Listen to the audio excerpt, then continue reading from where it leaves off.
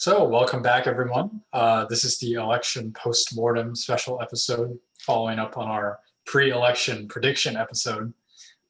So, spoiler alert, Biden won. And it only took 4 days, the longest 4 days of my life, for us to figure that out.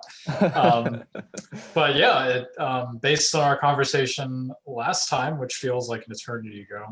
Like a month ago. It feels like a month ago. Yeah, that's It crazy. seems like we are, if you average our predictions, we were approximately right. Right? Like some of us were bullish on Trump, and I was extremely bullish on Biden, and we were all wrong. So in a way, we were all right, ultimately. One way to think about That sounds like two losers trying to make some excuses. Hey, I'm looking at the averages. Okay, I put it all together. It's a good picture. It's accurate. Our collective wisdom is unbeaten. So Power of democracy, right? exactly. So I didn't really come into this episode with like a strict outline of what we need to talk about. I did like write down a few points that I thought were interesting. So I guess the first one we can talk about, which kind of is something we talked about last time, is polling and how it was pretty wrong in this election, actually worse than 2016 by some metrics. I sent you guys an interesting article about how one theory why the polls are wrong is because the people who answer phone calls from random numbers are really They're weird. weirdos. And They're freaks. they tend to be liberal and very politically engaged. And even especially with COVID, people cooped up at home, they're bored. They get a phone call from a pollster and they're like, yeah, I'll do that. And it's thrown the polling companies off, and they can't even correct for it. They have no mechanism for making the polls accurate. So for election night, how did you guys react as the results were coming in? Were you surprised? Was it shocking? Were you angry about the polls? So for me, I don't think I was very surprised by the polls. That was like, I don't know, a part of my prediction was that the polls were going to be really off. That's the only way I could have been bullish on Trump. Any other way you look at the polls, it's like, Biden was dominating the polls. And so, yeah, with regard to the polls being wrong, it didn't really surprise me just because I don't know. I watch a few videos and read a few articles where they say, oh, yeah, we fixed it. Now we're talking to more uneducated white people. It's okay.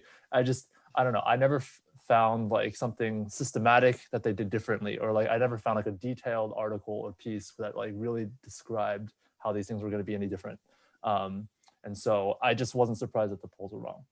As far as how I felt on election night, I was feeling good about my prediction after Florida came in, specifically after the results from Miami-Dade County came in. And I feel like sort of everybody was feeling a little uncomfortable with what was happening because, Trump did very well in that county, which was supposed to be an extremely Democratic county where they're supposed to run up the numbers, especially because of the large Hispanic population. But what happened in Miami-Dade County was that there was a lot of Cubans, and I think with the Cuban population, they were, I don't know. It's hard to really say what exactly happened, but if I had to put a story to it, there were probably, I think a lot of Hispanic groups, and I guess Cubans in particular, were swayed by this, marketing by the Trump campaign of Biden as some puppet of the far left, of the socialist wing of the Democratic Party.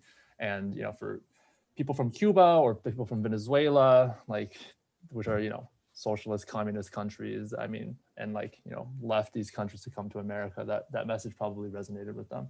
And so, yeah, after Florida came in, I was like, wow, this is, that's pretty crazy that Trump's doing this well here. But then it was just a slow trickle, back towards Biden. I think the mail-in ballots really made for a good comeback story. It's not really a comeback story. It just, it seemed like, wow, Trump was winning by a lot. It was a red mirage, not a red wave. That's the phrase. Yeah. And so then, I was pretty on edge about it for the rest of the week too. I was looking specifically at Georgia and Pennsylvania. I was going deep into the numbers and trying to figure out how many outstanding mail-in ballots there were. yeah, the counts that were going on in both of those states. Like I know they were like counting in Georgia into the wee hours of the morning many times. Yeah, I know like one county they were doing it at like 4,000 ballots an hour. But like, which I mean, like if I was like working in one of those like election centers or ballot centers, I'm sure they're working very fast. I mean, I can imagine 4,000 an hour is actually quite fast, but then for the whole state reporting, that's also, I felt like agonizingly slow. And so, yeah, it was basically for me, it was like, wow, Trump's doing really well. And then slowly it started to edge away as the mail-in ballots started to come in. And I think by late Thursday, I was pretty confident Biden was going to be able to do it just by the mail-in numbers. So, yeah. Two quick asides. One, you started off talking about the polls and how inaccurate they were. And it immediately occurred to me, how do we do the census? Is it also poll-based? No. Well, the census, they literally make everyone Okay, respond. they actually make everybody respond. You should have gotten or your household should have gotten the census form this year. Yeah, Kristen filled ours out. Yeah, I did, but like I just wanted to make sure because it seems like that would be the most reliable way to get the public opinion. Just kind of What happens if you don't fill that every out? 4 years, right? It's technically illegal, but no one gets prosecuted. Okay, I feel like I got something and I didn't fill it out. Because if they no, there's not still time. But if they can do it with the census, it's like I think that the reason why they take 10 years before they do the census again is not because it's hard to administer, but more so because it takes forever to process all the information. No, I think it's also hard to administer. I think they hire like 300,000 census workers over during the census year. Yeah, actually, it's such a large number that it affects the unemployment rate. The entire country. Yeah, no, I mean, my impression is that it's like a big Undertaking. A big undertaking where they deploy a lot of people. Like I think I've walked by like the census office here, which is only open every 10 years, and that people go there and work every 2010 2020 or something like that, and then they get What is to it work. is it in the room of, is it in like the building of like a holiday store where they're only open like 5 times a year? Maybe, yeah, it's somewhere down the street. It's actually not too far away from me, but it's also a furniture store that's always closing down. definitely around that. It's something like that for sure. So yeah, I think that's also to do with maybe the fact that like the US and like big federal projects, I don't know, they got nothing on like China, where I feel like maybe, I don't know, taking a census like maybe could happen a little bit easier in China, where they have like, I feel like government workers a little bit more populated and ready to go throughout the country. Yeah. I may not bureaucrats like be Kevin exaggerating when I say that it's not so much they're ready to go, it's that they're constantly at work. Their census store never closes down. They're constantly on your case monitoring you. Yeah. I mean, I don't know if this is a well-known fact, but like everyone who like lives there, like past a certain point of like personal establishment, in the sense that maybe you've gone to school, they have files on you, like they keep an active ongoing record of everybody. Is this the social credit score? No, this is I mean, you could call it that, but like it's been going on since the communists basically took over. It's like your party file or something, right? Like, so technically they have all the information that's just there, and it's just there's like people who are in charge of regularly updating that shit. Yeah, Damn, you actually have in that department more on the ball. Yeah, right. So there's that. And the other side was, as far as vote counting goes, I was told that in some states, the way it turned out was it was a bunch of volunteers counting. Most of them were senior citizens, and it was illegal for them to ever take breaks until all the ballots were counted. And if this is true, it sounds like just a terrible situation to be in, because you got a bunch of these old folks who can never go to sleep, and they just have to keep counting, and that just gets slower and slower. Not and I if don't you're even know if they'll Nevada. ever finish. I feel In like Nevada, you're like, I'm good. Yeah, I don't Right? know if that's accurate. Okay. Yeah. Yeah, I remember at Nevada or Georgia at one point they were like, "We're not counting through the night. We'll pick it up in the morning." It was Nevada, yeah. They Yeah. just closed down every night because they wanted to go home. I don't blame them Okay. necessarily, but Makes I'm, I'm sense. I'm glad they let them go home. I thought that they were like not letting them go They home. were It's like, chained to their guys, Right. Oh my like the god. 2008 Beijing games where they had to wear diapers while they were rehearsing and shit because they weren't allowed to leave. that's crazy, you know. So I'm glad that wasn't the case. But like when I originally heard, I'm like, really? Are we seriously doing? That would be terrible. so any So- other reactions to So- Alan? I mean, my big thought lately has been, for weeks, maybe months, we've been looking at signs that he's not going to accept the transition of power peacefully. That he's been like promoting these allegations of fraud, and casting all this doubt about mail-in voting. Then he encouraged all his supporters not to do mail-in voting, so that of course it looked really suspicious when waves of blue mail-in votes came in. And now there's like these widespread social media and like legal battles to I don't know, kind of take apart our democracy. And Yeah, people have been saying this shit for literally months. They're like, here's his game plan. Here's what he's gonna do. He's not like, I don't know. He's not like Alexander Green. He's not some amazing tactician, right? He advertised what he was gonna do. We were all ready for it. And somehow 70% of Republicans believe that the election was conducted in an unfair manner. according to the polls. According to But- the poll. Yeah.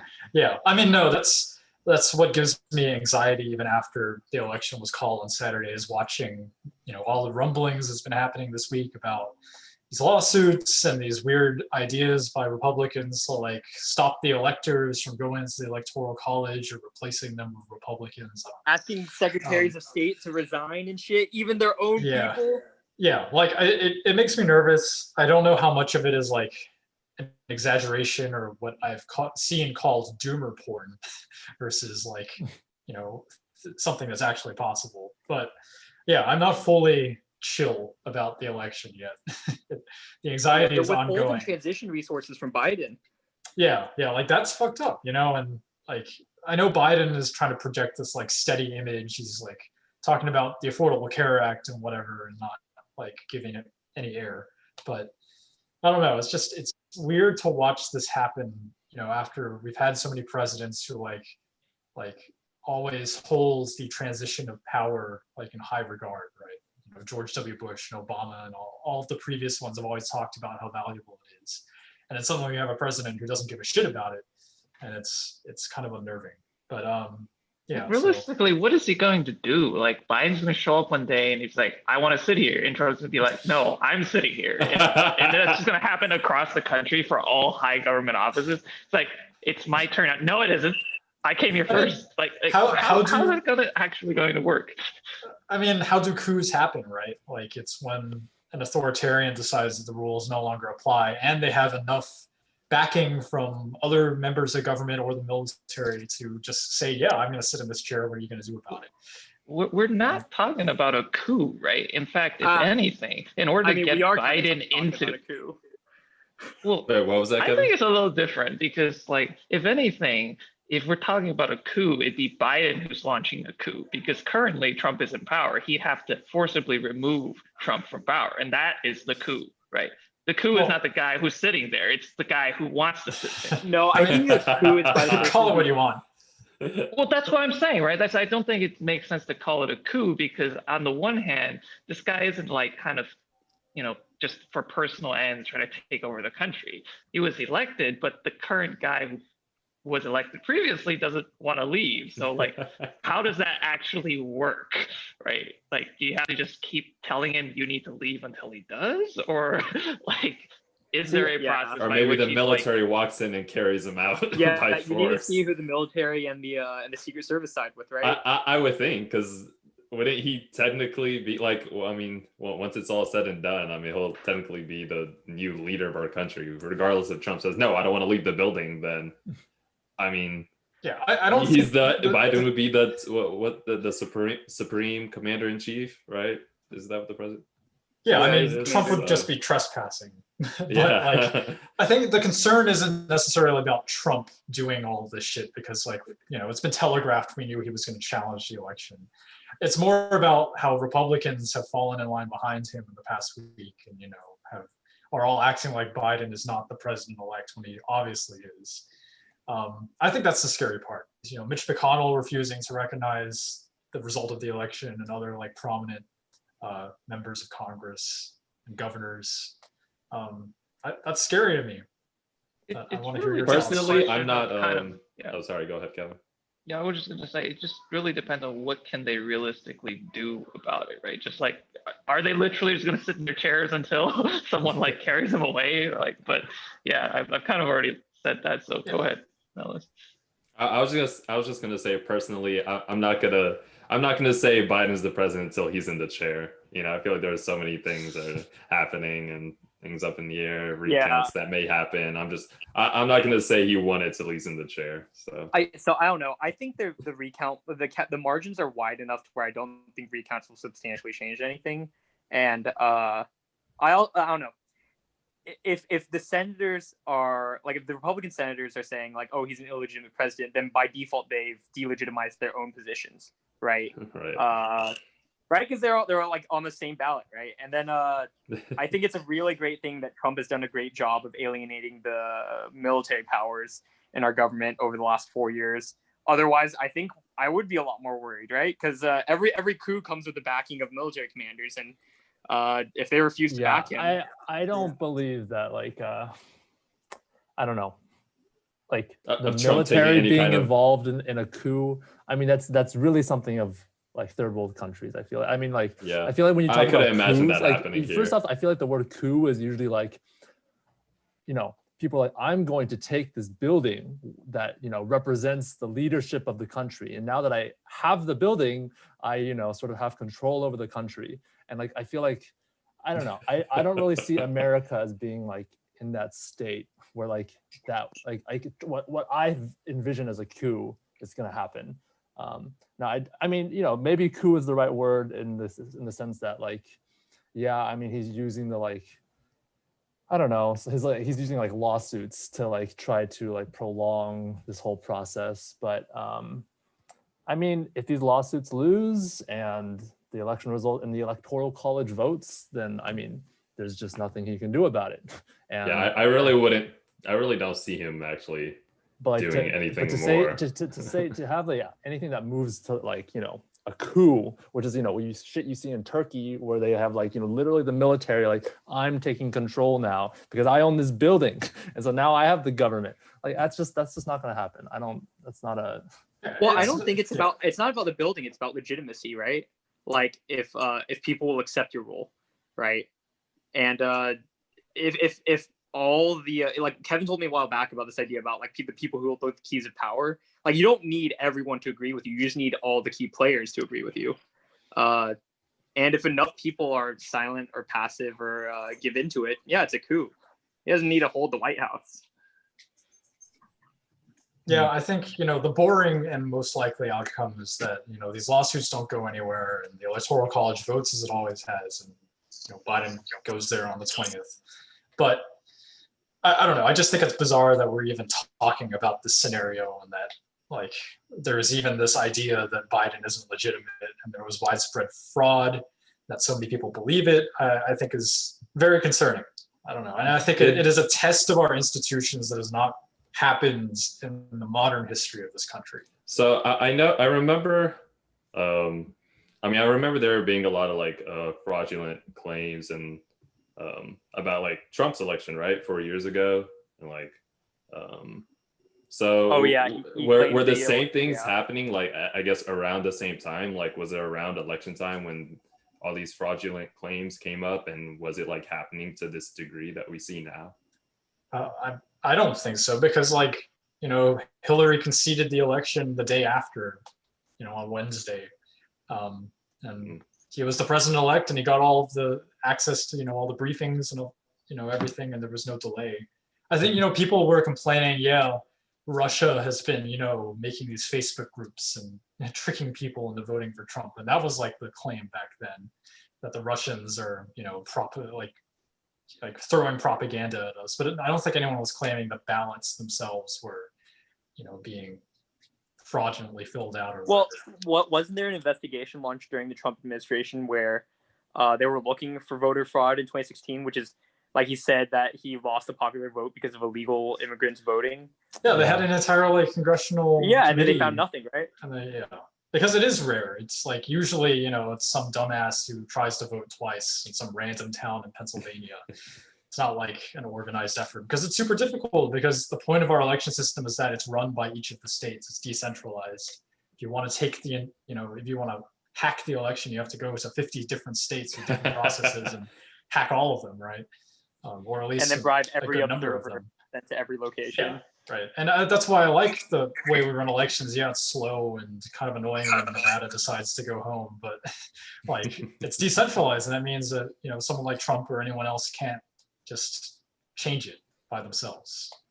You make a very good point there, right? We talk about, like, I remember talking with KC about writing computer code and how they're like, oh, you should make it cleaner and like easier to understand. I'm like, the spaghetti code is probably the safest against hackers, because like they open that shit up, they can't even figure out what the hell you wrote. They can't hack it, right? So it's the same thing here, right? It's like, how are you counting ballots like this? Like how is this? Like, how do I hack this? Like, yeah, I mean, it's why people like America's system, and it extends not just ballots, but everything about the federal system, that like the states are kind of fail safes, right? If you decentralize the power, then no one can grab it single-handedly. It becomes a lot more difficult. So I guess we should move on. We could talk all day about Trump stealing the election or whatever. It's kind of all speculation at this point. I'm also curious to hear about. Yeah. It's like it's a sideshow. It'll blow over probably, but if it doesn't, we'll come back and have another episode. But, I'm just saying.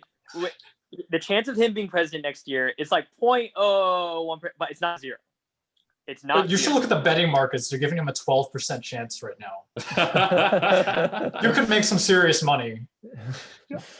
He had a 12% chance of winning in 2016, I think, or something around 10 to 15, something like that. Yeah, and he had like a 30% chance this year. Yeah, I saw like 35. Yeah. Well, actually, after Florida happened, there was like a period of like 6 hours where he had like an 85% chance of winning.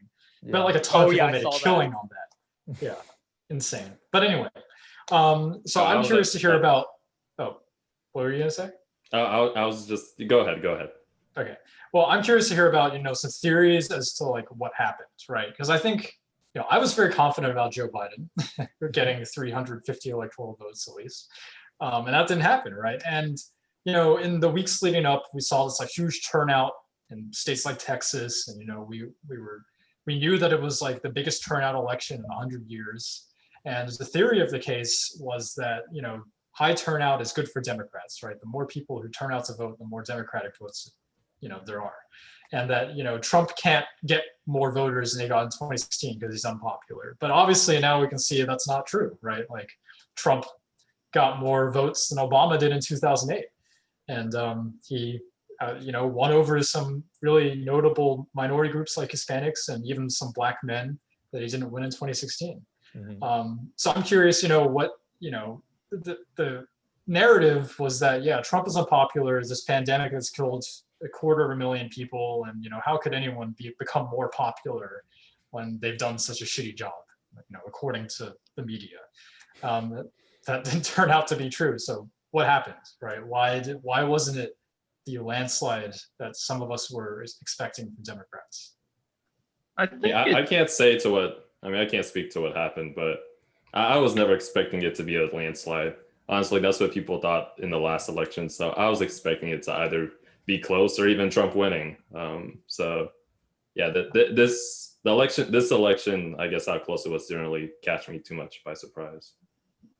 Yeah, I also wanted to add that I think in broad strokes that this is the best kind of election for the country, in the sense that I think, like in most cases in the society, the competition generally drives better candidates, right? So I think not trying to explain why Trump was able to win over those minority groups that you were talking about, Justin, but certainly because Trump knew it was going to be tight, right? And he was unpopular with a lot of people. He went out of his way to try to appeal to more people, right? So he probably had some policies that favored those select groups that you wouldn't typically expect necessarily a Republican president to be able to gain the favor of, right? So it's this competitive pressure that's forcing him to kind of step outside what you traditionally expect a Republican president to do.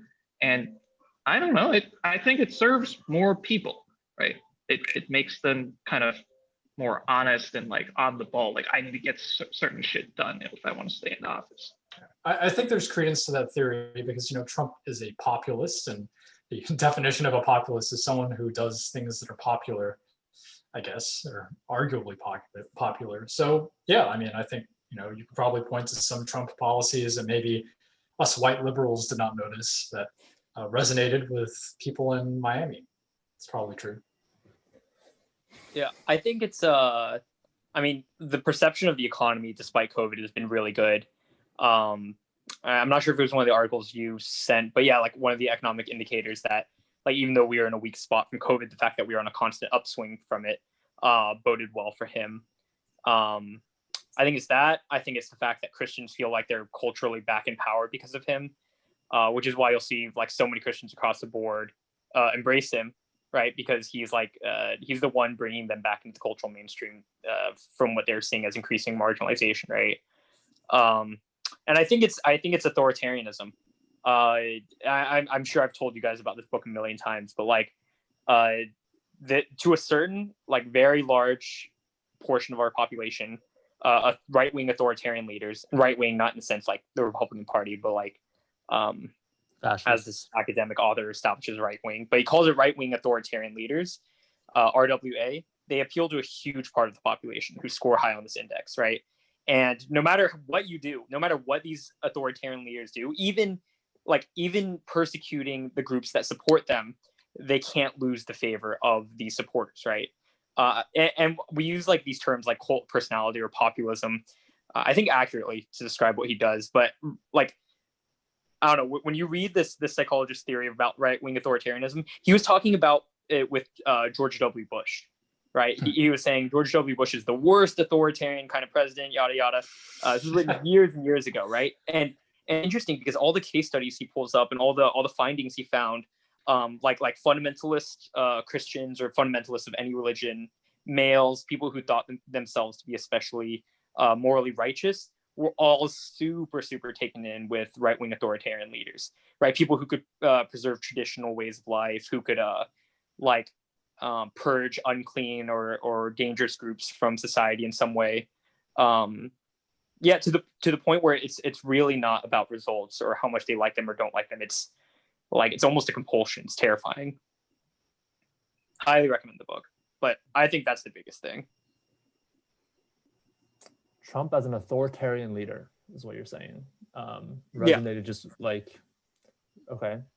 Yeah, I mean, I can believe that a lot of people vote for Trump based off of, what they perceive as strong leadership skills. He doesn't get bossed around. He sort of says what I he think wants that's to with say. the men, right? And the minority men. Yeah. This sort of a macho machismo kind of thing, whatever it is, whatever that word is. So yeah, I think there's something to it, for sure.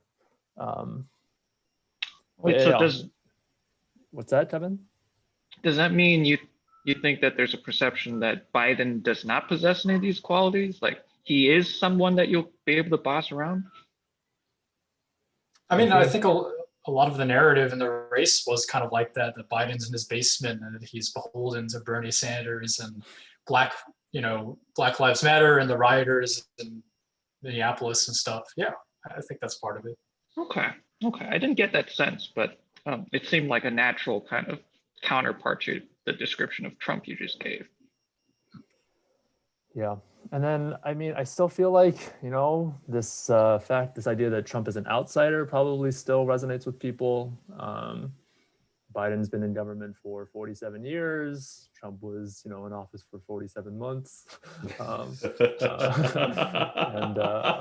He's done more in 47 months than he's done in 47 years or whatever. But Wait, is that something that Trump said? yeah, Yeah, he's saying that a lot during the debates. Yeah. Oh my god. Because it's since been 48, it's now 48 months. That's right? funny. 7 months, 47. Yeah. And so I don't know. I could imagine that still resonates with people. They like want an outsider. And so yeah, So him getting more support, I feel like those are probably some of the central pillars of his support. The fact that he's an outsider, the fact that he is not your typical leader, but like maybe more of this like bold, strong leader for these people. I feel like but for me, this like the story of the election is the mail-in ballots. I think without mail-in ballots, would have been a lot closer. Or like, I don't know. I think Trump probably would have won if there weren't like, massive turnout because of mail-in ballots. And this is like truly massive turnout. I was looking at the numbers. It was like 6 million people voted in Pennsylvania last time. 7 million people voted this time. It was something like,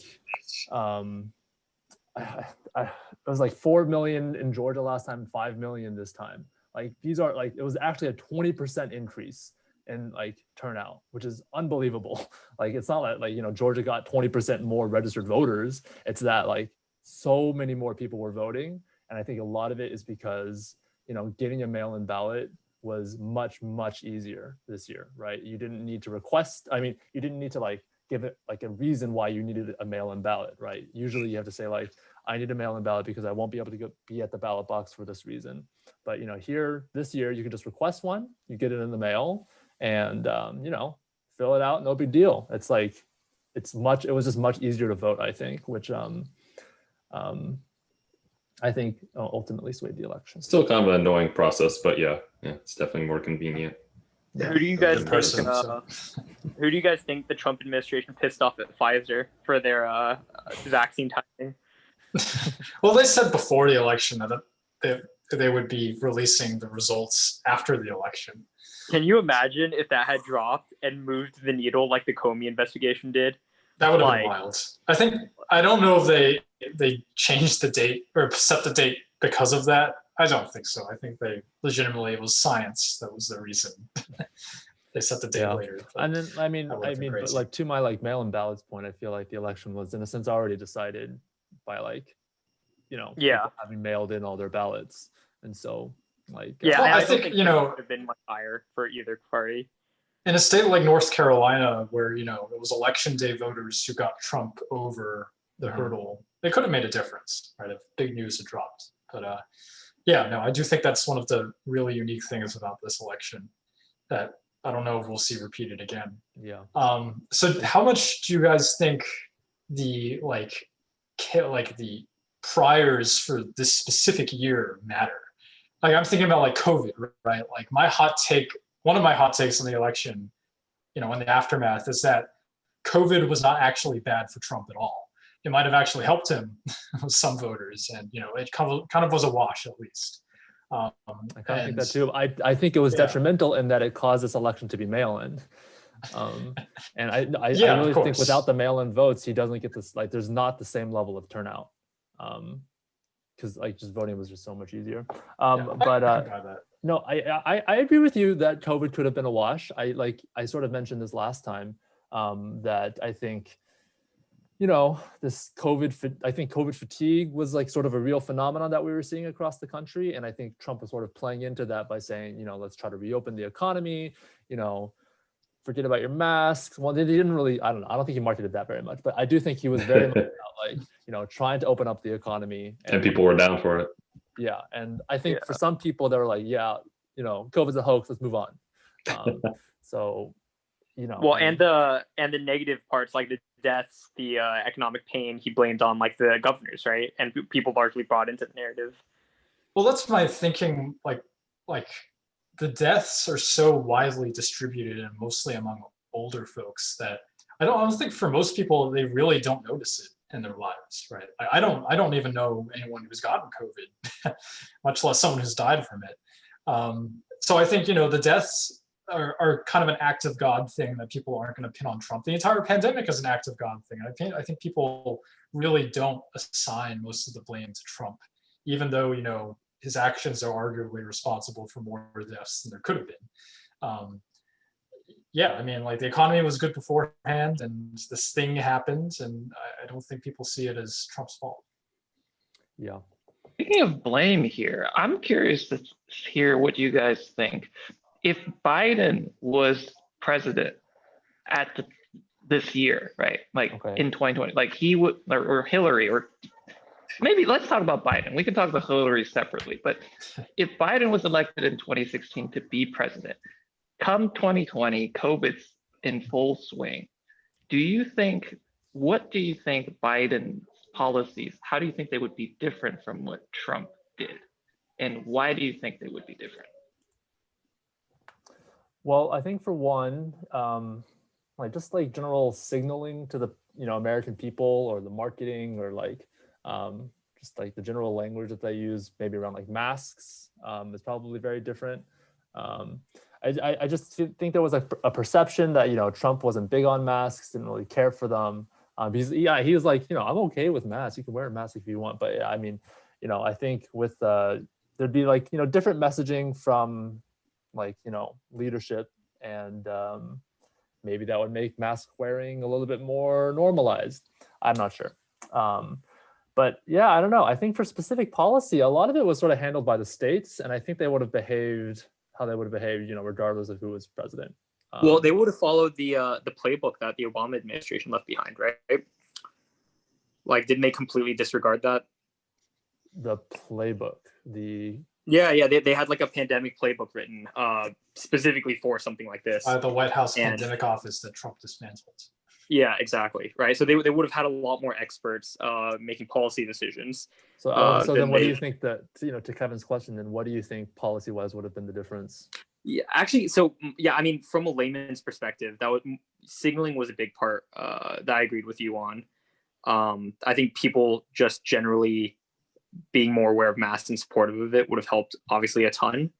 But I do think that an administration that would have had like the preparedness to do that, like to not dismantle the pandemic response team, and to like not discredit their own scientists, I think it would have caused a lot more of a cohesive response from state governments, and potentially even created like a cohesive national plan. Like for instance, imagine. Oh, sorry. Are you done? Yeah, no. I was just thinking, like, imagine if we responded with like all the technology that like South Korea did, right? We shut down all the key areas where it was spiking, kept people inside, demanded that people, like in a very authoritarian way, people don't go out like in China unless you get groceries or some shit, and then got it to a level where we're able to contact trace.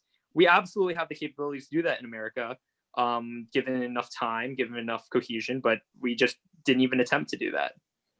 So yeah, I want to play devil's advocate, because I've seen some people make the argument, and this is more about if Hillary had been president, that Hillary, you know, being such a polarizing figure, or a Democrat, any Democrat, would have actually generated a stronger backlash against masks and all of these other measures, you know, just by virtue of being president.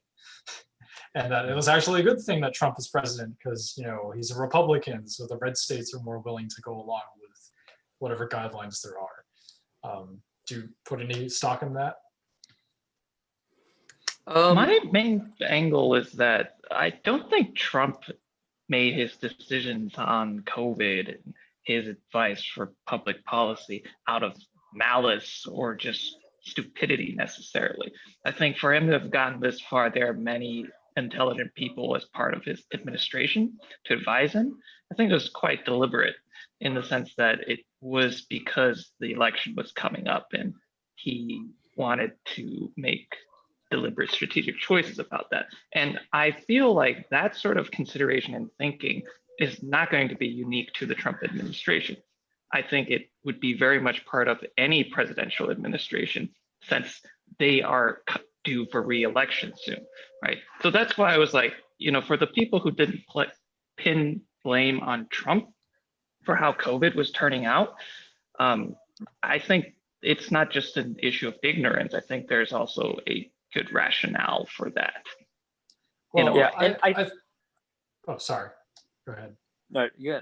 Okay. Well, I kind of agree, but I also think like if Trump had just like been a little more, compliant with COVID, he could have won the election, right? Like, maybe we need to reframe it as in like, why did Trump lose the election in spite of having all of these opportunities to do something about coronavirus that would, earn him goodwill with people who were skeptical of him? Like, if he had passed another stimulus bill right before the election, which he had the opportunity to do, and sent out another fat ass check with his name on it to every American, he probably would have won. If he had worn masks the entire time and not gotten the virus in October, he probably would have won. Before the election. Yeah, the margins were small enough that, like, you can argue that he just turned off just enough voters by being stupid.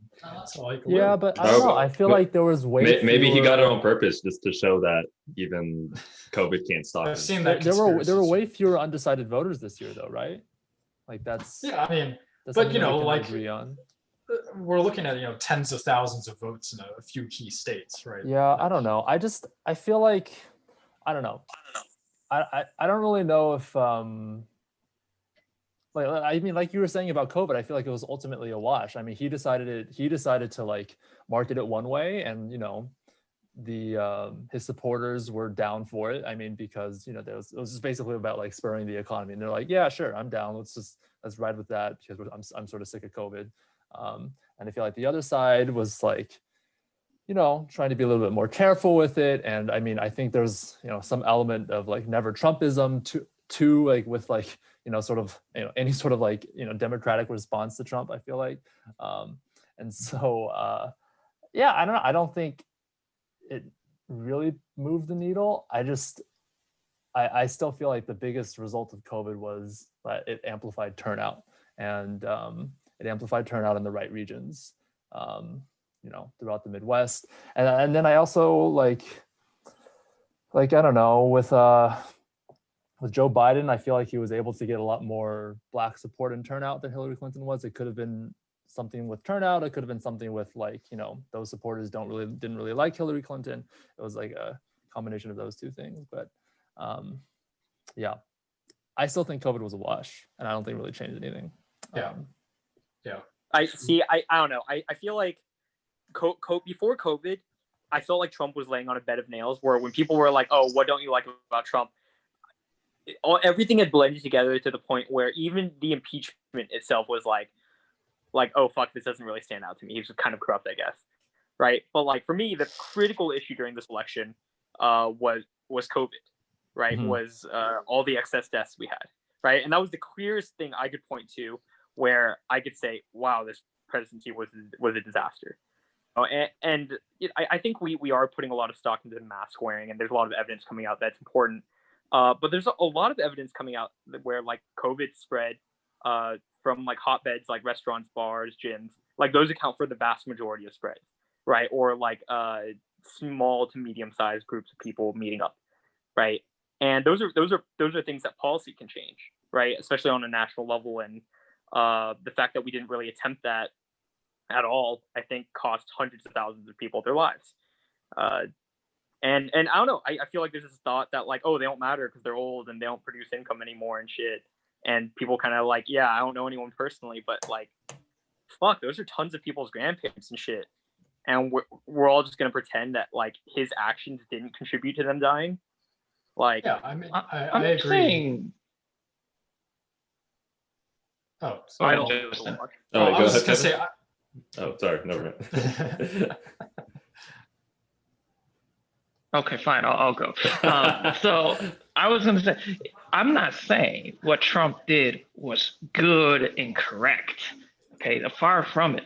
The issue is, I don't think good and correct is the fairest comparison to make of a presidential candidate in this situation.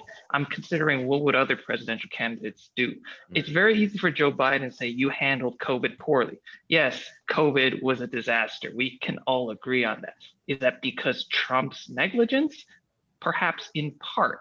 but was it even really negligence, or is it like a strategic decision? Is that a good decision? Right? These are all much more reasonable questions to ask. And I genuinely feel if Biden or Hillary were in Trump's position, they would seriously consider kind of putting people's lives on the line for the sake of re-election. I think I wouldn't put it past them at all. Yeah. So it may have turned out in a very similar way, right? Even if it wasn't Trump. Yeah. So that's the thing, though, right? Like, even let's say, and number one, right? Like, if Clinton had fucked up to this extent, I would probably not show up to vote for her either, right? Like, at that point, I'd be like, fuck, maybe Trump would have done it better. But I will say that even if they had similar results, I don't think Clinton or Biden would have talked to Bob Woodward early on in the pandemic and just been so upfront about how he was thinking one way and he was telling the public another way, right? Does that make sense, right? Like, I think if they had engaged in that level of deception or strategic negligence, I don't think they would have been dumb about it, you know? I just think, there are like things Trump, this should have been like in some ways a layup for Trump, right? Like, if you look at the responses of politicians around the world, most politicians in other countries got a boost, like an approval rating increase from the coronavirus, because there were all sorts of like easy symbolic things they could do to make it look like they were on top of it. I mean, even within the US, Andrew Cuomo, despite his state having the worst outbreak at the beginning and thousands of people dying in New York City, his approval rating went up because people saw him as like a strong leader who went on TV every night and had all of these mandates and actions. And he's one of the most popular governors in the country because, of how people perceived his response as opposed to how, effective it actually was. So, I think Trump just missed so many opportunities to look like he cared. And he was embracing it at one point, right? They told him, like, his own aides got him to start acting like it because they were like, you're a wartime president. And he really bought into that idea. Do you guys remember? Yeah. This is, I think, around I think late March, in April or something. Yeah. April. But, it wasn't sustained, right? And I think he could have flipped COVID into a net positive and won the election based off of that, and it wouldn't even have required doing much different than what he did. I don't know. I feel it's like all about optics. I feel like mainstream media would have hounded him no matter what he did. I sort of have the opinion that mainstream media is sort of, anything Trump does can and will be used against him, no matter what he does. And so, like, I don't know. I mean, so like, I think he was like, all right, I'll like try to be this wartime president for the beginning. And he made attempts at it. He sent that boat to New York City where like things were bad. I don't know how successful that was, but I mean, at least on his Twitter feed, he was touting it up. I don't know how much like real like mainstream media attention it got. And then, he gave a few speeches that were like, pretty solemn.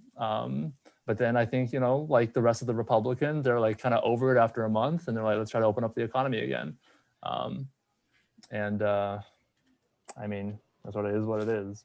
I mean, my impression was that it was Trump putting pressure on the Republican governors to reopen rather than the other way around. Really? I think it was a general remember consensus. That one day. Yeah, I think so too, because I remember there being a lot of protests from people, right, saying, "Oh, they're tired of like the whole quarantine thing, and they want to have their lives again." And this is after, like, I feel like quarantine. it's more of the government following the people, their constituents, and then that went up. I don't think it was a top down. I think it was more of a bottom up approach.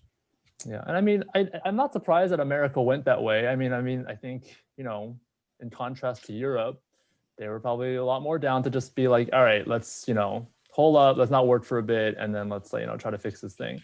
Whereas in America, I think they're not like prone to do that, and so I think they're like, okay, let's try to open up and get the economy going again. And I think, I mean, it was sort of a political decision. I mean, there's, pros and cons to both sides, obviously.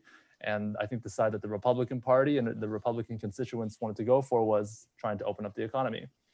And I mean, I think there is evidence that, the US economy is like rebounding better than the European economy did.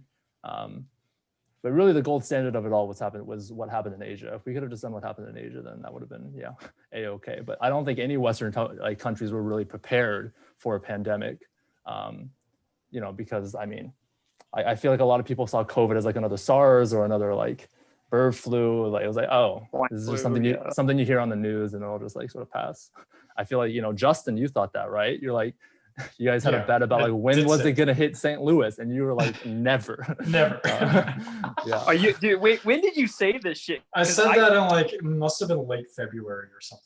You're insane, dude. By late February, like I did 3 days of research, and I was like, we're fucked. This is the end of life as we know it. I mean, who expects a life-changing event to happen in their lives? Nobody. Right? No, dude, I That's what it was. remember that day that I realized we were fucked. I went to my last jujitsu practice, and I was in the gym, and I looked at the owners, and I was like, "You guys got to shut this shit down." And they were like, "What do you mean?" I was like, "You're like tons of people in this gym." Was that in Like, there might February be or someone March? infected right fucking now in this gym, right? Yeah, And I think it's gonna be Justin, you should give over yourself for more y'all. credit. I don't think it was late February. You said that. I feel like it was earlier, but it's not. Yeah, I don't know. It was like when the first case like arrived in Washington or something, like around that time. Yeah, I mean, Well then it before still March. sort of looked like, oh, this could just be like SARS, right? Like, where you get a couple Wait, cases. who was saying that? Everything I was saying was like borders are porous. Everyone's gonna fucking get this. The only way to stop this is a strong national response. Were you seeing that in January? Not January, no. This is So definitely February. that's like what that early February, January. That's the first case, right? That's when it happened. No, prior. You mean in prior to the America? first case- Yeah, in America. Yeah, prior to the first case in America, I was seeing publications say like even though China's trying to quarantine it, borders are inherently porous, and nations need to shut down travel if they want to prevent it to any degree. So you're saying you saw that in January? Yeah, I saw this shit before it hit America. Like people. Yeah, no, I mean, having, I certainly, they were I'll probably say, just calling it out. personally, when they like shut down a city in China, I'm like, okay, this is different. Something's going on here. Was that October, November? No, that was January. Wait, when they shut down Wuhan? Yes, that was late January. It was January. Was it That was January? yeah. 'Cause I yes, remember. that was Yes, it it was was. near Chinese New Year, because I Yes. remember my sister and her fiance were at our place and we were talking about it. That's how I remember. Okay, because I called my family in Wuhan. I swear to God, in like December 2019, I could swear it was already like starting to be quarantined. No, Oh that's no, incorrect. so it wasn't quarantine. What was happening then was, I think case 1 happened around that time. There was a doctor in China who identified that this shit was like next level. He was like, guys, we need to do something serious about this. And the government is like, stop spreading rumors. You're causing social instability, right? And then the man is like in the hospital day and night trying to treat the couple patients who got it, right? He gets COVID and dies. And then they're like, oh shit, did we fuck up? The one guy who knows what's going on just bit the dust, right? So Yeah. the government officials, again, like worried about the economy and all, they did not decide to officially quarantine, right? They're like, just go about your business. But by January, it wasn't gonna work. Like people in other provinces are starting to like notice like, what the fuck, right? And then the central government got wind of it and said, okay, you guys fucked up. So they probably got, dealt with somewhere we don't really know about. They were replaced and never heard from again. Too bad for them, but at the same time, it's part of the reason why we're in the world we are today, right? So December, this was already going on, but the only time when the government officially recognized and did something was in January. That was when I was in China and I was like, okay, it's time to leave. Before they locked down the place I'm staying at, because I got a job. I gotta go back to work. Yeah, I remember in America, people were making jokes and shit. They were like, oh, COVID, ha ha, ha, like all that fun. And I'm like, dude, my family's been in their apartment for like weeks not doing shit. They like lost weight because they were eating home cooked food that they hadn't home cooked in like years, and it was like nasty as shit. They couldn't eat because, they didn't want to eat their wife's food or whatever. Okay, so Now we're a little far off topic. Yeah. So I do want to address, I guess, one other big thing that happened this year, or I guess a couple, which is the racial injustice protests, George Floyd, BLM, the riots. Do you think that had an impact on this race in the end? What about like the socialist label that there's some Democratic representatives who are blaming their losses on Tuesday on AOC and the socialist label that gets stuck to them because they're associated with Bernie and whatever. Does that matter, or is it all just the economy and COVID? See, I mean, now that I'm thinking about it more, I just feel like it was all sort of a wash. And I mean, only because All like a wash. it's all a wash because like I think it's important that like there are so few undecided voters this time. I don't know. I think maybe sort of the big difference was that like Biden was a better candidate than Hillary, and that like Hillary was also seen very unfavorably, like was sort of also at Trump levels for some goddamn reason. I don't really know why, but yeah, I mean something to do with emails. But like he was viewed as very unfavorably, and I think. Benghazi. And like that led, yeah, something with Benghazi. I think also maybe even the Monica Lewinsky thing, I think also was actually like a minus on her track record for some reason. That was, yeah. But She didn't chop off his dick. so like, and I think, electorally, that's what ended up happening. I think like, these voters in the Midwest, like there just wasn't really much support for Hillary. They just weren't really vibing with her. And so they voted for Trump instead. And so then, I don't know, I think like with Biden, he's just like, he's seen as this like unifying character. He's like calm, normal. And I think sort of got like, he got, bonus points for that. And that's why he won. I don't know. I feel like as far as like issues go, like it was just so polarized either way that like, Trump supporters were going to support Trump, and then like mainstream media supporters were going to support mainstream media. So that's a good segue into, I guess. But I do want to talk about the race topic. issue. I do think the race issue is very interesting, so we should continue about that. Well, then this is a good time, I guess, because then we can jump into that last topic. Yeah. Yeah. So I think I'm starting to buy what you're saying, like that all of it was a wash, because like if Biden was seen a lot more favorably than Clinton, he kind of, I don't want to say it was too close, but it was a lot closer than people were comfortable with. And if COVID or George Floyd and everything, if that all really did matter that much negatively, Biden combined with Biden being a better perceived candidate, it should have been a lot less close than it was, right? Mm-hmm. So yeah, everything kind of being neutral for him kind of makes sense along with Biden being a stronger candidate. Because I don't know, people got really, like the people who are already woke got more woke, the people who weren't woke got angrier that the protests and the looting or whatever. I don't really think it changed that when it comes to like the electoral college, I just don't really think it makes a difference.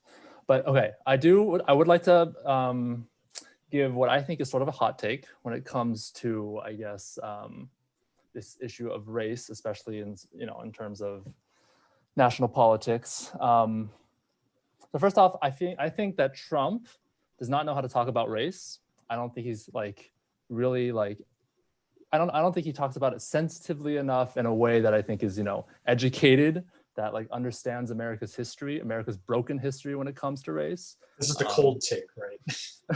Sure. Yeah. What's hot about this? I'm using this to preface my next point, which is that I think the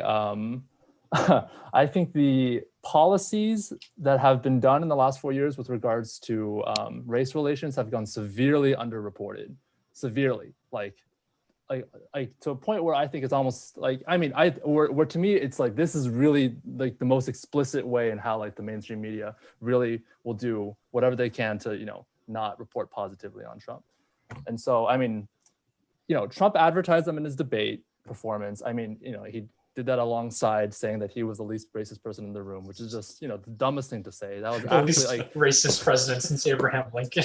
Yeah. Possibly including Abraham Lincoln. Maybe including Abraham Lincoln. So yeah, that's just an absurd thing to say, especially about, to this, Black woman who was a moderator. It's just completely insensitive and just like idiotic. I swear they panned to her after he said it. But I do think there was like, clear racial policies that have been passed over the last 3 years that have been victories for underrepresented minorities that just like goes underreported. In contrast, you have Joe Biden, who supported the 1994 crime bill. I can't say I know much about it, but I mean, I don't feel like Trump really got like much. I feel like he got those like punches off clean that, hey, 1994 crime bill, super predators, you're a closet racist or something like that. But yeah, I don't know. At least as far as like the racial, the policies specifically that I'm talking about, I think, opportunity zones where, you know, it's this like part of the tax cuts that Trump passed in 2017 that like spurred funding in low-income areas that were, you know, typically populated by underrepresented minorities. Like it just basically gives tax breaks to people there so that like funding comes in and like investments come in. It's a very Republican way of solving the problem, admittedly, but I still think it's, you know, it's an attempt at like, you know, in a way, a form of reparations for these communities. There was the First Step Act, which was this bipartisan bill on criminal justice reform that like, you know, released a lot of people from prison and then just like gave these people like paths back into the community. That was, you know, signed by Donald Trump. I mean, to say that it was a victory for him or that was like, you know, led by him, I think is probably you know, that's not correct, right? It was a bipartisan bill that I don't know who supported it initially, but it was probably Democrats. And then he also provided the most funding for historically Black colleges than any president ever. Like it was, I don't know, it was something on Wikipedia. It was like, you know, Obama was funding them yearly on a yearly basis. And it was like the most like ever when he like gave him 17 million for 1 year. And then Trump gave him 260 million over the course of 10 years when they went to him. So like there was, you know, I think a dedicated effort to support and fund historically Black colleges and universities. And so, yeah, for me, if you had to ask me, like, who won the race issue, at least in the debates, I feel like Trump did. So yeah, that's my hot take. But I think it's interesting you focus on the Black vote because Black voters came out for Biden, right? Mm-hmm, they did. I thought you were going to talk about Hispanics. Yeah, yeah. You're right. I mean, I don't know. But there was more than people expected, though, that turned for Trump, right? I feel like that's been it was like 12% for Slightly. Trump, right? Wasn't it like, because it was like 88 to 8% before for Clinton. And then, you know, Trump got 12% this time. And so, yeah, I mean, it's, you know, I still think, you know, as far as like being a, you know, good moral leader when it comes to the issue of race, Trump's terrible. I mean, I don't, he doesn't know what he's talking about, right? Like, but I think as far as like specific policy actions that were taken in the last 4 years with regards to, you know, racial policy, I mean, he did some good stuff. I mean, there's good things that happened over the last 4 years with regards to this stuff. And I mean, what was Joe Biden there for? He was there for the 1994 crime bill. I don't know what, like, I can't like speak about it too educatedly, but you know, I mean, something super predators. I mean, I think I kind of agree with you, but I think like what resonates with minority voters and really all voters is more like the raw economic, you know, changes they saw under Trump, right? Which is like, for, you know, Trump said in debates multiple times that under his administration, African Americans and Hispanics, the lowest unemployment rate ever, things were going really well. And then, you know, the pandemic comes along and everyone gets a $1,200 check that literally has his name on it. And I think people did actually attribute I didn't get one. that money. Okay, well, me neither, but you know, I'm not, you know, a minority voter. I guess I am. But That's the real hoax here, not COVID. But like, I think it's pretty fucked that we got the check. Oh yeah, 3 out of 5 people here didn't get one, right? Yeah, that's the fake news. That's the news. conspiracy. But you know, I think, you know, like these groups did look at that and say, well, you know, maybe under a Trump administration, things have not been as bad for me as, you know, the Democrats said they were going to be. Yeah. It's probably true. I think, you know, we got to talk about the Hispanic vote because like that's probably the wild card of this election, right? Is that all these counties in South Texas and Florida that Clinton won by like 30 points suddenly shifted to Trump. You know, Trump won some of them outright and he came within 10 points of winning Miami-Dade, which is crazy. And I think there it's probably a mix. This is my take. It's probably a mix of economics. Like, you know, I feel like these Hispanic populations are particularly hurt by shutdowns. They work in, you know, these industries that are like construction and hospitality and whatever that are particularly prone to those cyclical effects. So they're anti-shutdown. Trump is anti-shutdown. Makes sense. I also think, you know, Trump toned down the rhetoric on immigration from 2016. He didn't really talk about it much this election, which probably, so people glossed over, you know, all of that shit he said 4 years ago. And I'm also not sure of the Hispanic voters really care about illegal immigration as much as Democrats think they do. Yeah, I don't think Yeah. they do. Yeah, because most of them honestly. are legal immigrants. Exactly. They Yeah. can vote, the legal, right? the Like- legal voters, a lot of times they have even less sympathy for legal Right. immigrants. Yeah, so I feel like, totally. there's been a lot of talk in the last week about how Democrats are taking these voters for granted, right? And I think there's some truth to it, right? Like, I don't think Biden put much effort into trying to talk to the Cubans in Miami or people in South Texas. And that obviously showed because the Trump administration, from what I understand, pumped a lot of money into those regions. And he was running Spanish language ads. He had surrogates go down there constantly. Like, And it really worked for specifically, him. he had this program called Latinos for Trump. That was like sort of their ground game for getting the Latino vote out. No, I mean, that's It good. was successful. It's good that they're trying to talk to these people, right? Like, these are our political leaders trying to like engage with this part of the population. And I mean, yeah, I do think like Hispanics were sort of a weak spot for Biden. Was I don't know, I might have mentioned this a few times now. I mean, the Nevada caucus he did miserably in. And like I mean, back in like January, February, before the South Carolina primary happened, Joe Biden was looking dead in the water. It was like not looking good for him. And I mean, it was because, I mean, there was like Iowa and New Hampshire, but I think Nevada also, it showed like, I think he had a very like strong weakness, or there was like a prominent weakness in the Hispanic vote that I don't have a good explanation for. I don't know. Yeah, I mean, that was the Hispanic vote was the big reason I picked Florida to be red, right? Like, honestly, it sounds stupid. The biggest hint for me was like a few months ago, this Cuban American MMA fighter was like, I will never vote for anyone who's even tangentially related to socialism. And he was like, neither will anyone I care about, or I associate with in the Cuban Americans. And he's a Florida man, right? Yeah. Florida man. And So then why do that's these the people moment I vote was like, for? oh, God. Why do these people vote for Clinton but not Biden? Like, what makes them become a Clinton voter into a Trump voter? Well, so I don't what I was know. saying about Trump Yeah, was do we know? more racist towards Hispanics in 2016. And so, okay.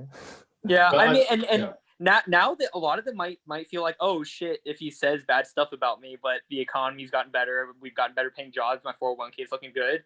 Like, fuck, I mean, if someone was racist about Asians, but everything about my life was better, I could probably stomach a lot of shit. Honestly, right? Like, And Asians were another less told story. Like Vietnamese Americans, pretty much almost majority of them voted for Trump. I think majority of them voted for Trump. For similar reasons, from what I understand, to the Hispanic shift as well. The anti-socialism thing, the economic sort of argument. So, I think this all demonstrates that like Democrats can't rely on a wave of minorities to save them in the future, right? Like we all heard, oh, Texas is going to turn blue because it's not a majority white state anymore. But, these groups blend in to America as we kind of expect them to, and their voting patterns also kind of blend and merge towards the average of the country. And Beautiful. that I think that's a big conundrum for Democrats going forward is like, how do you, the Democratic coalition for 20 years has been like lots of minorities voting for Democrats and then some woke college educated white people. But now that coalition is kind of fracturing, right? And we really saw it this election. And I'm kind of wondering, well, what's the path forward? How do Democrats win Hey, states? I in the mean, future? Democrats won. I mean, I think, Mitch Yeah. McConnell sort of projected concern about Republicans going forward and that they were losing the suburban vote. And it's, often the suburban vote that, maybe decides elections. I mean, which is somewhere in between the rural and the urban vote, right? Like, rural goes this way, urban goes this way, but the suburban vote, that's where, that's like the game changer, right? And so, like, I don't think the Democratic Party has necessarily they didn't need to be that worried. They, did well with the think- suburban vote. I feel like they need to be more worried because of the anti-partisan wave is not going to be there for the next non-Trump candidate. Then Trump won't be there either. Yeah, exactly. So I don't know. I think Democrats honestly, this election has turned me less progressive. I'm more in line with Biden's slow change is still change. Like for instance, I was all in on Bernie during the primaries, and after this election, I was like, no fucking way Bernie would have won. Bernie would have gotten steamrolled. Like I don't know. I'm all for picking winners now, and it doesn't seem like progressives are the winners. And AOC is successful where she's at in her part of the country, but by and large, I don't think it appeals to most voters.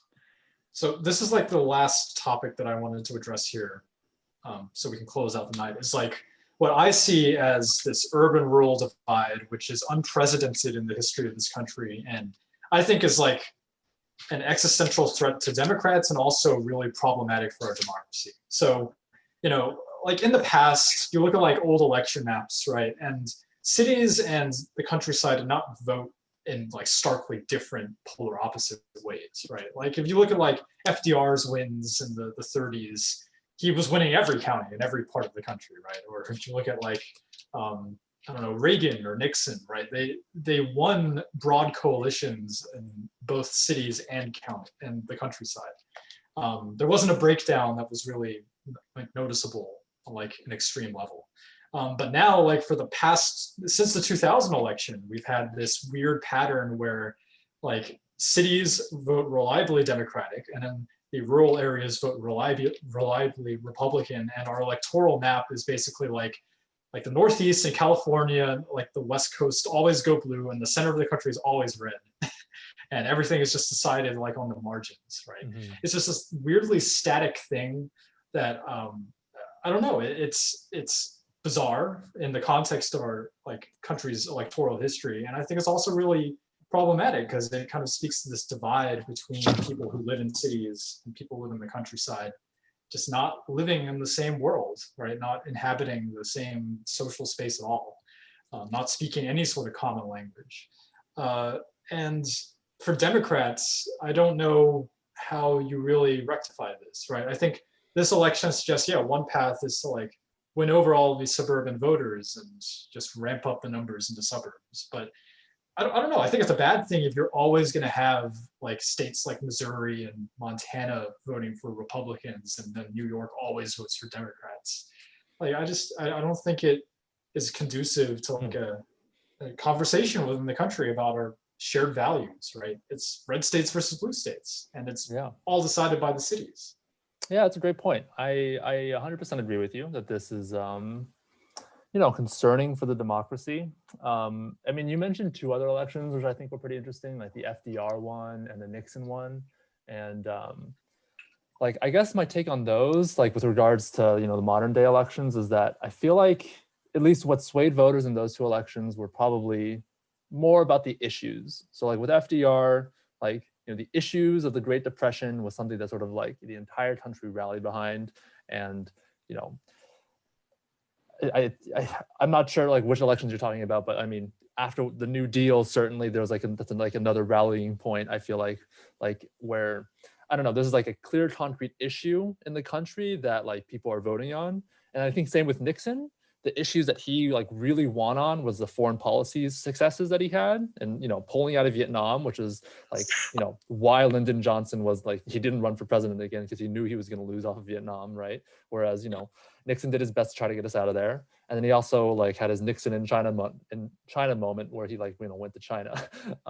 So I think for those two elections, they were like very issues based elections that sort of like rural or urban, you can sort of unify behind. And yeah, I think for this election, it would have been, natural to see something like that for like COVID, right? I think COVID is like an issue that I don't think necessarily cares about whether you're a Democrat or Republican, right? It should have been something that we could have rallied behind.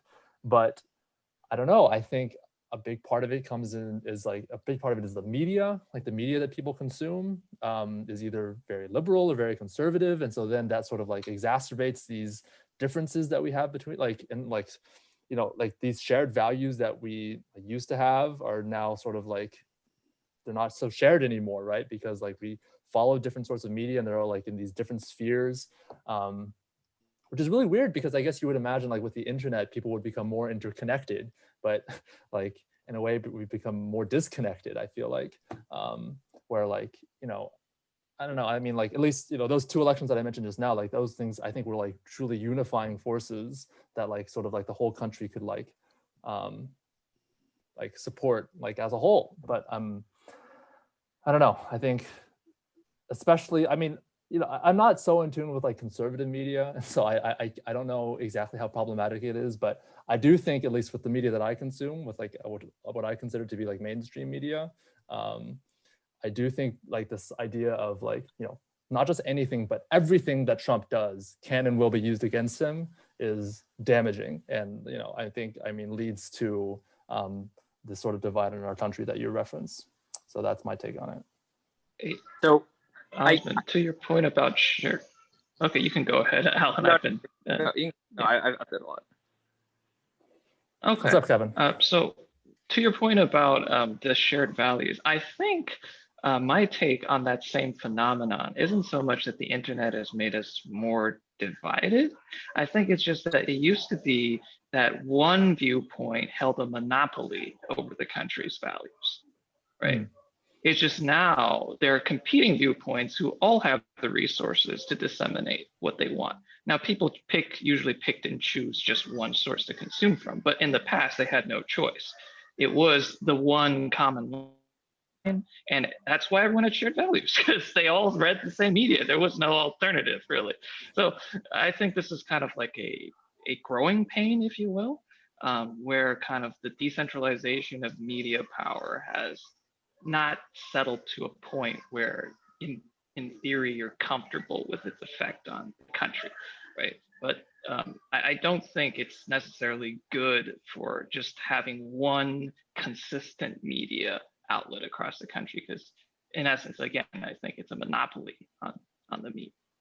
Just whoever's in control has absolute power, whereas now you can only ever control half the pie, so to speak. Yeah, that's fair. I mean, so long as we're talking about media, I don't know if any of y'all have explored it, but while I was in Dallas, because it's a terrible city, I started dabbling into far-right, alt-right media, right? And I say that like seriously because I listen to Joe Rogan podcast, and he's like a libertarian and tends to hold a lot of like alt-right guests, right? And one of them was Jordan Peterson. I was listening to his shit, and I was like, oh, this guy sounds pretty smart. Sounds pretty reasonable, even though we disagree. I'm gonna look up more shit about him. Look up more. Have any of you guys heard about Jordan Peterson? No.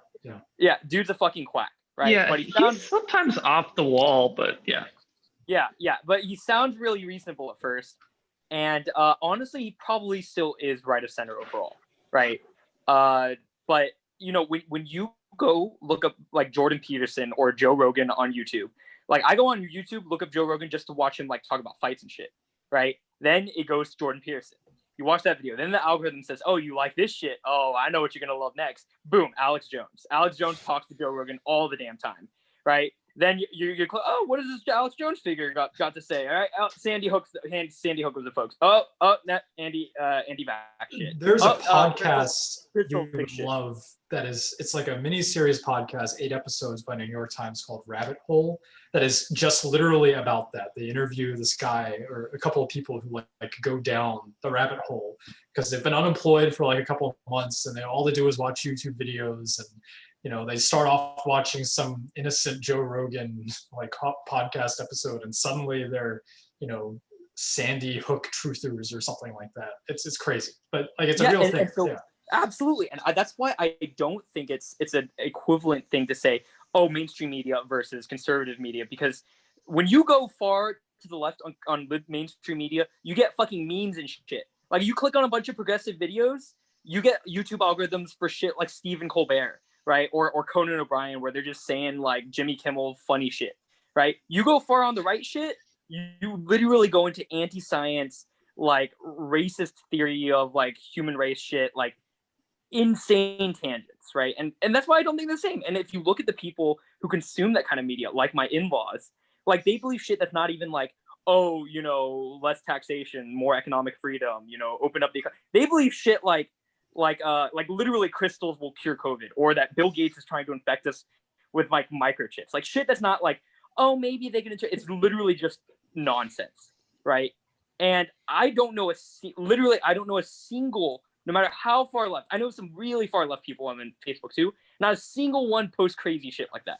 Okay, so I've seen it. It exists. What have they said? It's like people who unironically support like Stalin and Pol Pot and like other like left-wing tyrants throughout history.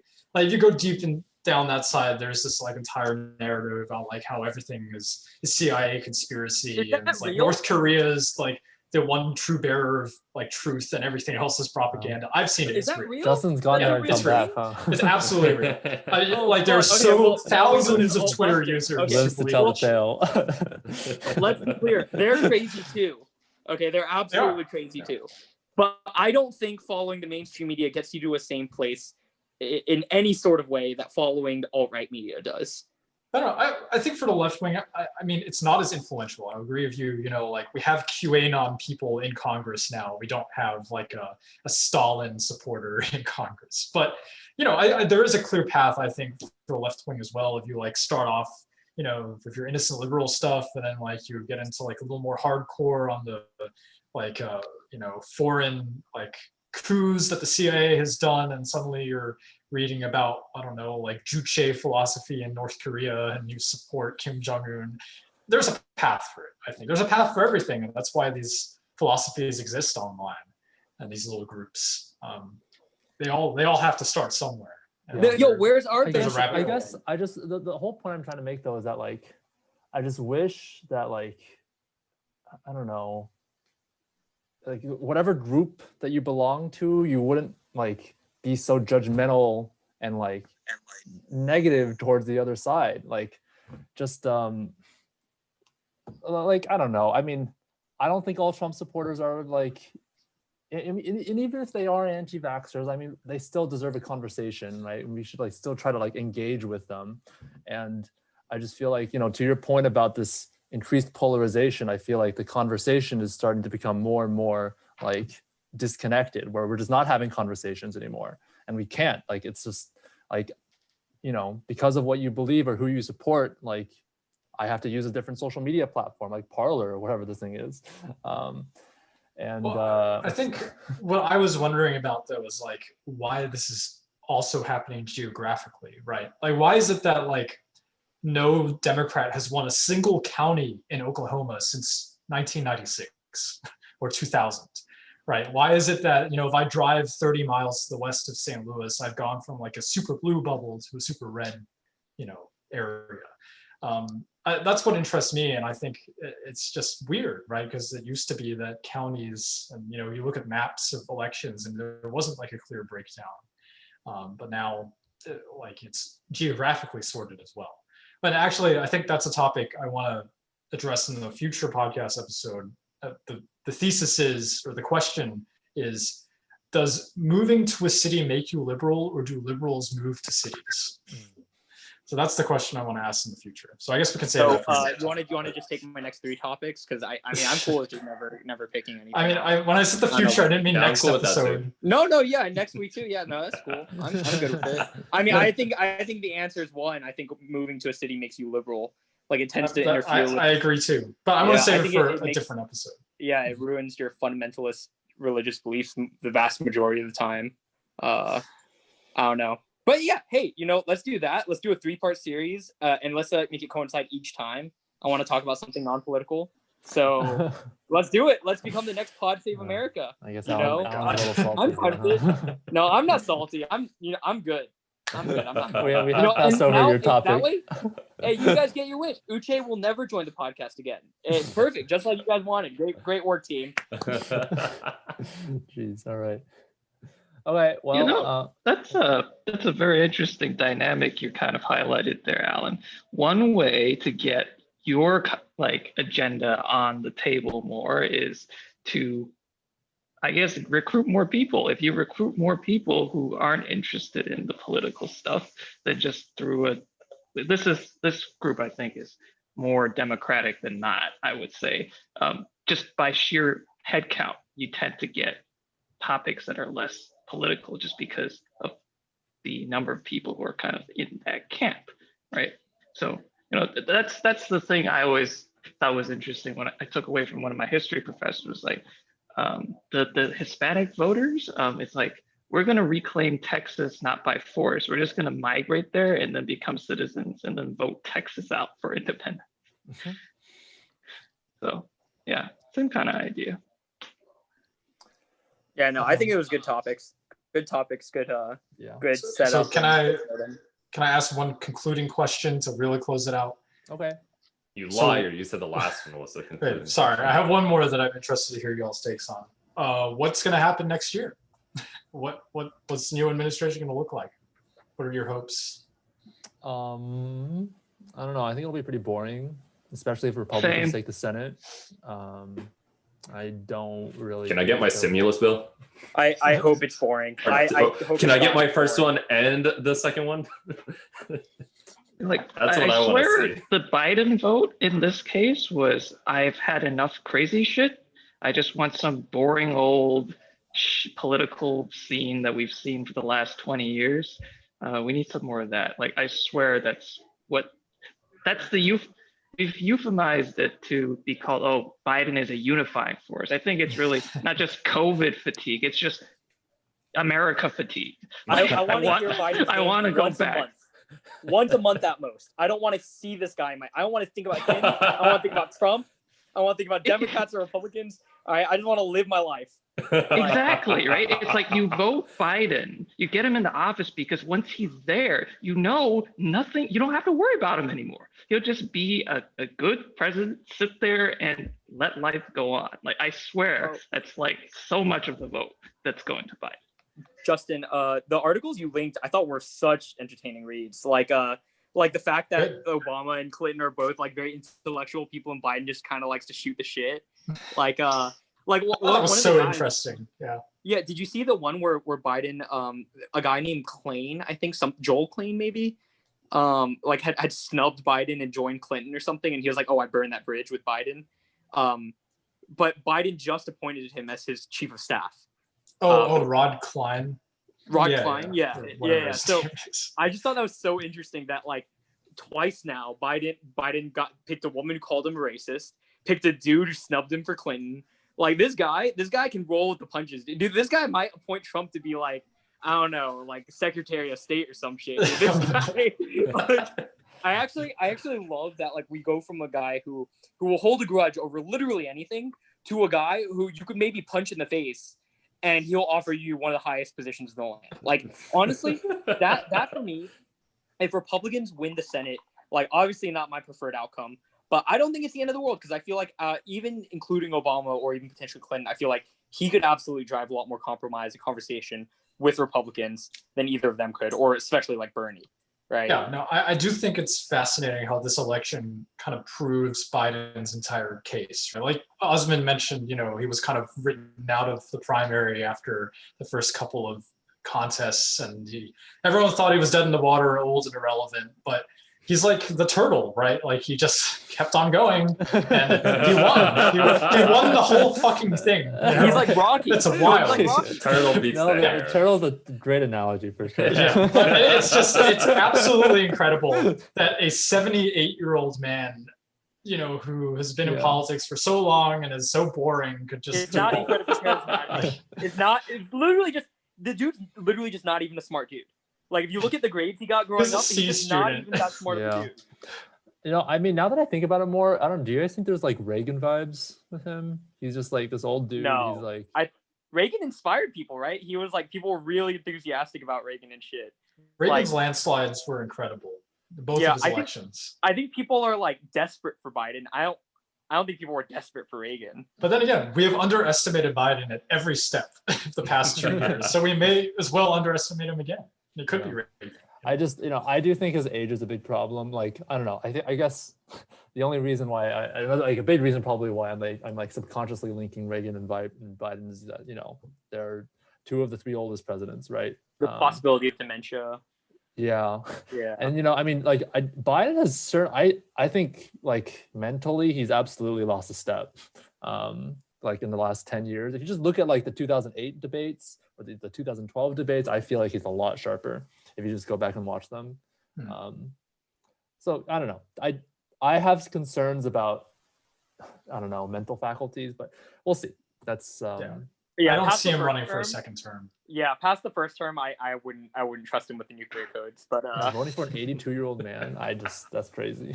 yeah, Nancy Trump- Pelosi is 80, so All of Yo, them. but Nancy Pelosi drinks the blood of like young Republican virgin men. All right, so yeah, I don't like. Let's not compare the two. Okay. Wait, is this some QAnon shit now, or? No, dude, I don't know. When I look at Nancy Pelosi, I'm like, she's on my team, but I'm scared of her. Like, in a good way. I'm like, I'm glad she's on my team. I'm sure that's how Republicans feel about Mitch McConnell. You know? Like, I hate Mitch McConnell, but goddamn do I respect that man. I guess maybe my hot take then is that I think it's time for Nancy to step aside. I think like one of the big problems for Democrats over the next few years is like figuring out who the new Young guard people, of the party yes. is. Yeah. Is it Pete Buttigieg? Is it Kamala? Is it someone else? AOC. Cory Booker? AOC? AOC? Among Us. AOC's her name is going to get mentioned in all of this, but it's not. She's never going to be the answer. I feel like. But I don't know. AOC is throwing the hot takes this week. She's the one saying the Democrats have all these structural issues, and she has her opinions about how to fix them, and it's causing all the controversy. In 20 years, could be her. I don't know. I don't know. 4 years maybe, or I mean, she might be still too young. No, she'd be way too young. Way too. I think she's gonna become a senator. She's gonna become a senator, serve for 10 years. She'll get it. I think. Maybe. All right, we are well past our time, so let's call it. All right, good talk.